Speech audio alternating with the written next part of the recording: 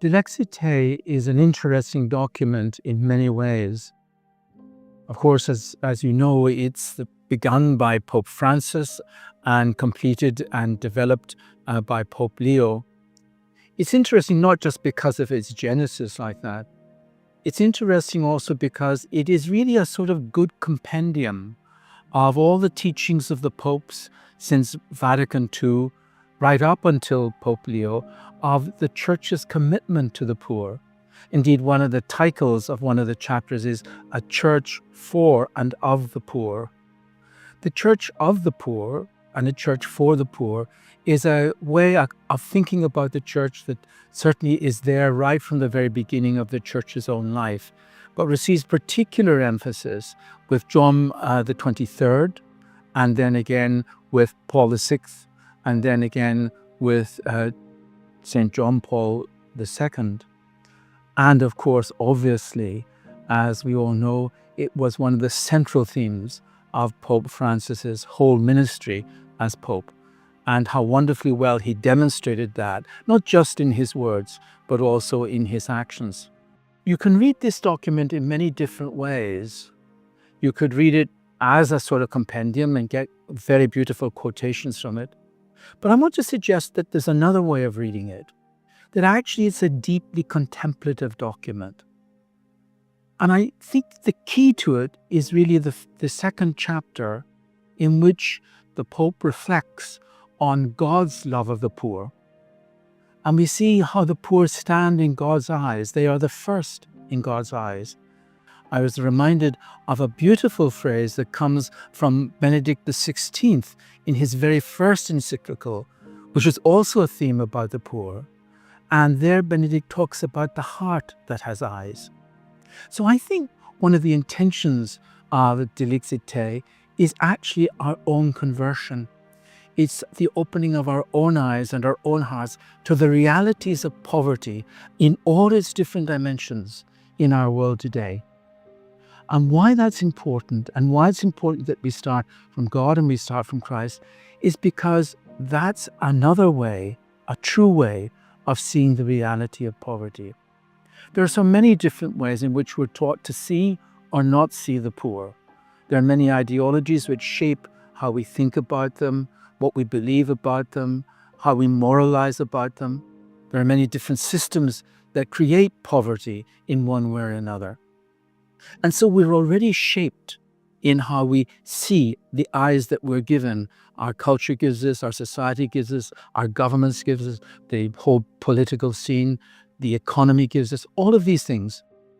I think that Dilexi is inviting us to stand back from that and to open our eyes again, and from the perspective of Christ, from the perspective of God, to look again at our world and to see with new eyes. And when we do that, what we see is we see beautiful people who are caught up in systems over which they have no control, and they're not at fault for this. And one of the key messages of the Dilexi is to see them as real subjects, not as objects. Because part of what we want to do is we want to empower people. To make somebody an object can also be virtuous, is I recognize the need that you have. I recognize that I can do something for you, but you remain there. I only see you in terms of your need. But poverty goes much deeper than that. Poverty actually makes us objects, whether it's the objects of a system, whether it's the objects of an economy, whether it's the objects of an organization. It actually refuses our humanity. It refuses our dignity. It refuses to see us with Christ. However, when I actually see beyond that, and I see the human subject, I see a person who is completely alive, a person who has gifts, a person that has dreams and aspirations.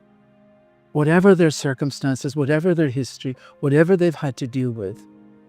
And it's then as a subject, as a genuine subject, a subject first of God's love, a subject first and foremost too of our culture, who has rights and who has dignities, then I hear the deep claim that they make upon me. They are no longer a faceless other with a need. They become a person. And it's when we recognize and see a person, then we also recognize that they have a spiritual dimension which we have to attend to. They also need education. They also need to be given agency so that they can have the goods and all that's necessary to build their life and contribute to the community.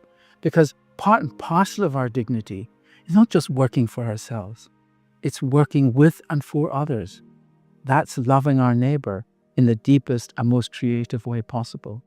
So when we begin to read this document, start from that perspective, start from that chapter in which the apostolic exhortation invites us to look at how Christ deals with the poor, but also how Christ himself is poor.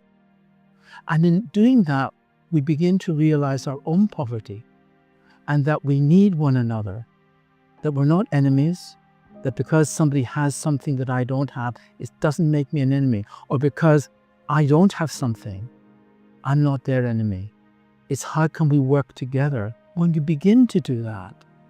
Another beautiful chapter is the way in which the apostolic exhortation goes through the history of the church's commitment to the poor and the way in which that's realized in all the religious orders that have been founded to meet the needs of poverty, whether it's the real physical and material poverty, whether it's the spiritual poverty that does afflict people, or whether it's also education, and particularly also the education of women, because the apostolic exhortation recognizes that women are really the subjects of the ways in which our system make them poor by depriving them of their rights and of their dignity, depriving them of education, depriving them of their agency and their way in which to earn a living for their families, to build a home, to build a future.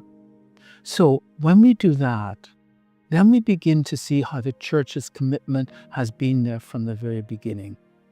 And it couldn't be otherwise, because if this truly is the Church of Christ, then it must be a church for the poor and a church of the poor.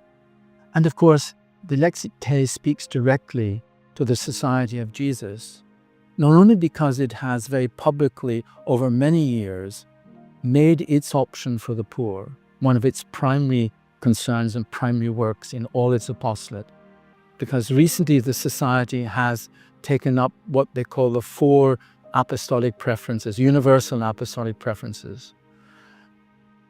They're all guided by the first apostolic preference, which is the spiritual exercises of St. Ignatius, which again opens us to the genuineness, the depth of the humanity of Christ, but also Christ's work and also Christ's own poverty, especially on the cross, but also the way in which Christ sends us into this world as consolers, as part of the mission of the risen Christ.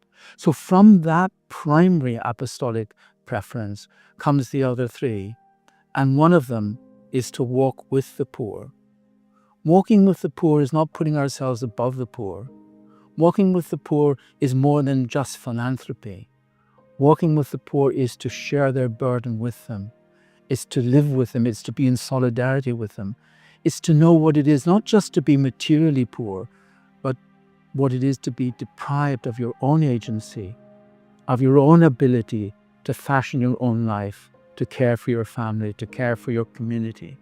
So deeply embedded in that is the Society of Jesus. One of the key parables that the document works with is Matthew 25, that document of the Last Judgment. And you'll remember where people say to Christ, I would have visited you in prison, but I didn't see you.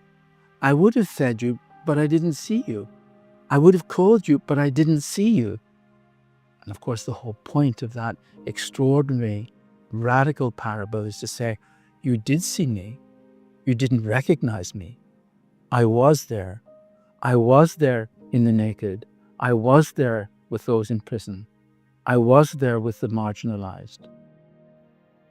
So we as Christians have that vocation to see Christ in the places where nobody wants to see him, because it is there that we find him. And in finding him, we will also find ourselves. And once we do that, we are all rich